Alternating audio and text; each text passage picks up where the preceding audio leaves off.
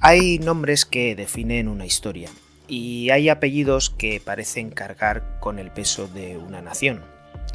El apellido Till es uno de ellos. Atraviesa dos generaciones unidas por una misma herida, la injusticia racial. Primero fue Louis Till, un joven soldado negro juzgado y ejecutado por un ejército que debía y que decía luchar por la libertad.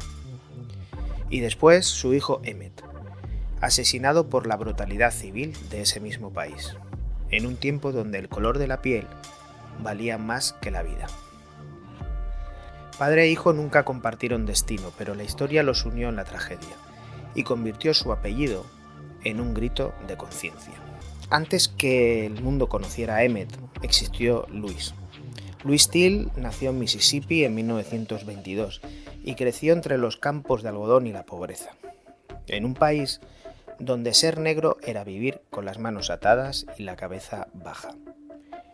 Durante la Segunda Guerra Mundial, Estados Unidos necesitaba soldados. Luchaba contra el fascismo y contra el racismo al otro lado del océano, pero mantenía segregados a los hombres que enviaba a morir, y Louis fue uno de ellos. Reclutado en 1943, fue destinado a Italia, donde sirvió en unidades segregadas del ejército estadounidense.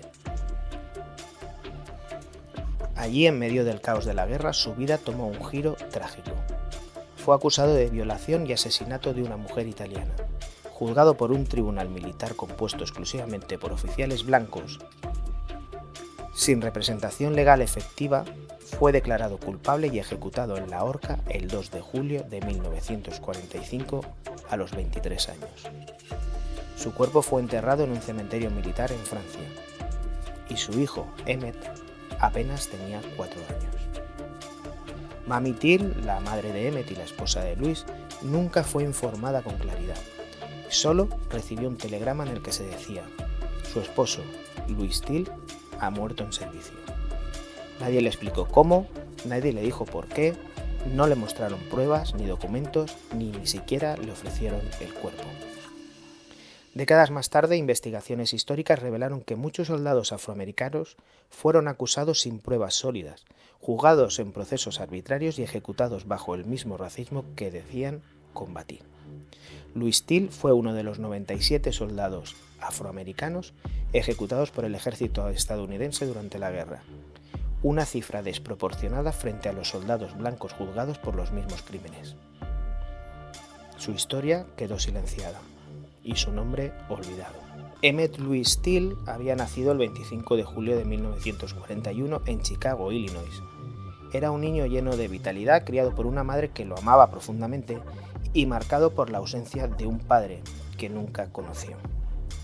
Mamie Till Mowley lo educó con firmeza y ternura.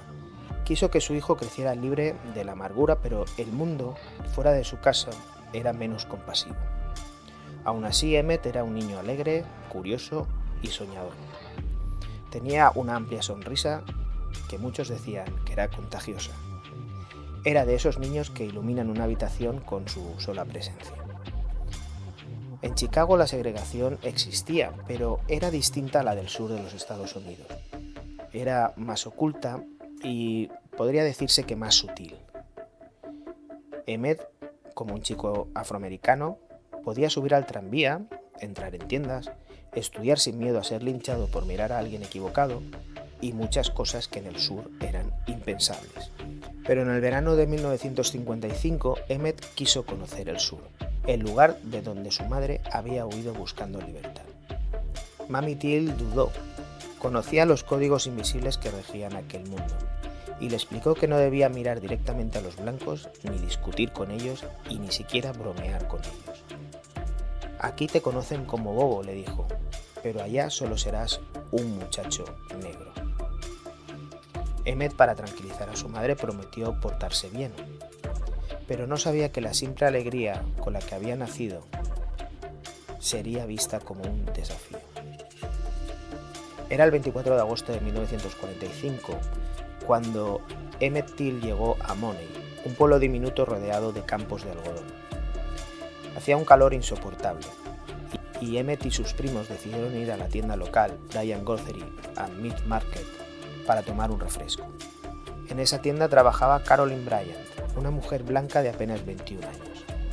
Los chicos compraron chicles, refrescos y charlaron y rieron en la tienda. Y en algún momento Emmett, quizás por nervios o quizás por costumbre, silbó al salir. Ese sonido, un simple silbido, atravesó el aire como un disparo en aquella tienda. Sus primos lo miraron horrorizados, porque sabían lo que significaba en Mississippi lo que acababa de hacer Emmett. Emmett no comprendió, porque para él fue una broma o una travesura. Pero en el sur un niño negro no puede bromear, en aquella época, con una mujer blanca.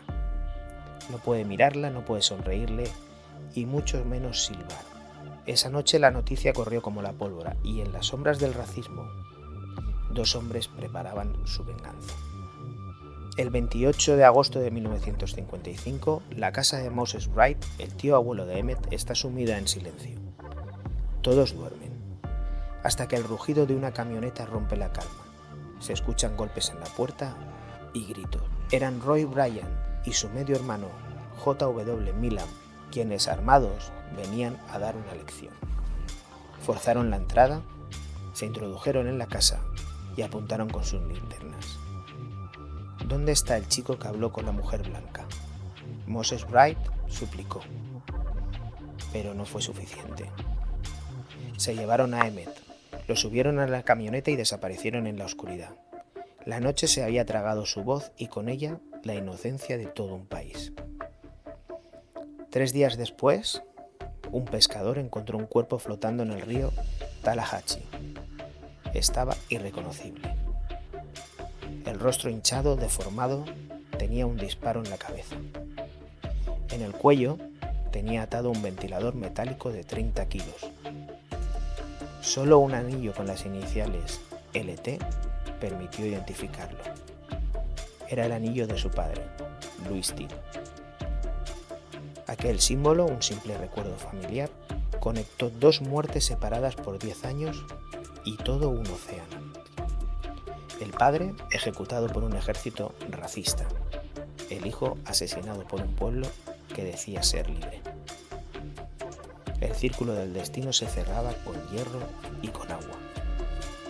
Cuando Mamie Till recibió el cuerpo de su hijo, apenas pudo reconocerlo, pero tomó una decisión que transformaría la historia: mostrarlo al mundo. El funeral en Chicago reunió a más de 50.000 personas y el féretro permaneció abierto durante días. Las multitudes desfilaban en silencio. Algunos lloraban, otros se desmayaban. Pero todos miraban el rostro destruido de aquel niño que la América blanca había segado. El fotógrafo David Jackson de la revista Jet tomó la imagen que despertó conciencias.